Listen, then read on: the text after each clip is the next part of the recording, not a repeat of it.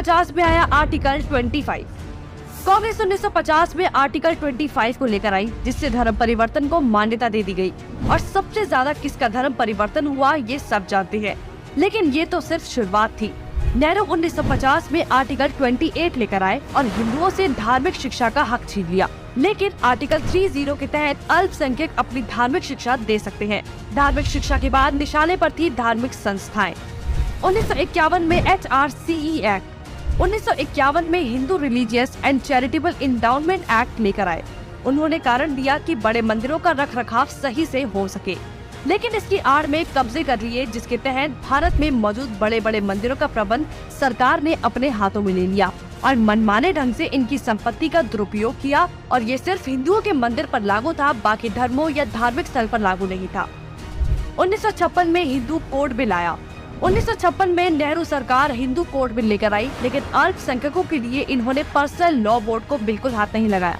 मतलब एक ही है, देश में एक जाति कद संविधान कानून से और दूसरी अपने धर्म के कानून के हिसाब से, और आज भी यूनिफॉर्म सिविल कोड से कतराते हैं।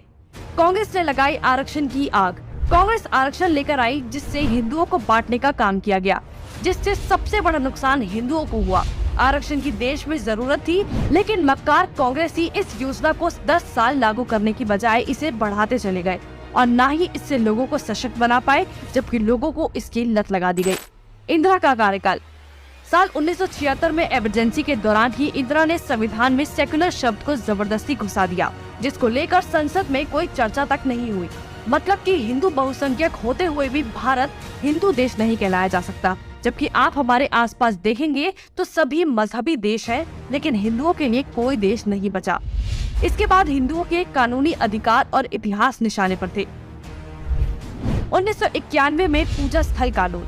1991 में कांग्रेस ने पूजा स्थल कानून बनाया, जो बेहद हिंदू विरोधी कानून था, क्योंकि इस कानून के तहत हिंदू, सिख और जैन मुगलों के कब्जे से मंदिरों को छुड़ाने के लिए लड़ाई ही नहीं लड़ सकते। उनके पास दलील सुनने का कोई कानूनी अधिकार ही नहीं छोड़ा गया। हमने लाखों मंदिर और उनका इतिहास खो दिया। 1992 माइनॉरिटी कमीशन एक्ट। कांग्रेस ने अल्पसंख्यक आयोग अधिनियम बनाने के बाद अल्पसंख्यक आयोग बना दिया। ऐसा करके कांग्रेस ने धर्म विशेष के लोगों को स्पेशल दर्जा तो दिया ही, हिंदुओं को बांट दिया, जिसके तहत सरकार की हर योजना का सबसे ज्यादा फायदा धर्म विशेष के लोगों को ही मिलता है, जिससे कांग्रेस ने सांप को भी मार दिया और लाठी को भी नहीं टूटने दिया। मतलब साफ है, हिंदुओं को भी बांट दिया और धर्म विशेष के लोगों को भी खुश कर दिया। जब देश सेकुलर बना दिया तो मेजॉरिटी और माइनॉरिटी की जरूरत ही क्या थी। 1995 में वक्फ बोर्ड कानून।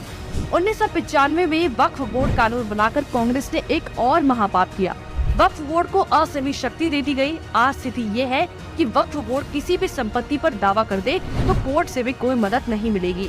रेलवे और रक्षा के बाद संपत्ति के मामले में वक्फ बोर्ड देश में तीसरे स्थान पर पहुंच गया है। अब सिर्फ एक आखिरी बार बचा था, वो बार था राम सेतु एफिडेविट। राम सेतु एफिडेविट बनाया। हिंदुओं ने फिर 2004 में कांग्रेस को चुन लिया, तो कांग्रेस ने इसका इनाम देते हुए राम सेतु एफिडेविट बनाया और भगवान श्री राम के अस्तित्व को ही नकार दिया और काल्पनिक बताया। आस्था और धर्म पर वार करने के बाद अब कांग्रेस ने हिंदुओं को ही बदनाम करने का प्लान बना लिया। 2009 में हिंदू आतंकवादी घोषित। 2009 में फिर से हिंदुओं ने कांग्रेस को चुना, तो उसके बदले में कांग्रेस ने हिंदुओं को ही टेरर घोषित कर दिया। कांग्रेस ने बहुत ही चालाकी से एक एक कर हिंदुओं के धर्म, अधिकारों और शिक्षा के अधिकार को छीन लिया, लेकिन हिंदू फिर भी कांग्रेस को नहीं समझ पाया। औरंगजेब ने हिंदुओं को खत्म करने के लिए तलवार का इस्तेमाल किया, तो कांग्रेस ने हिंदुओं को खत्म करने के लिए संविधान का इस्तेमाल किया। फिर भी कांग्रेस ही बोल रहे हैं कि लोकतंत्र खत्म हो रहा है।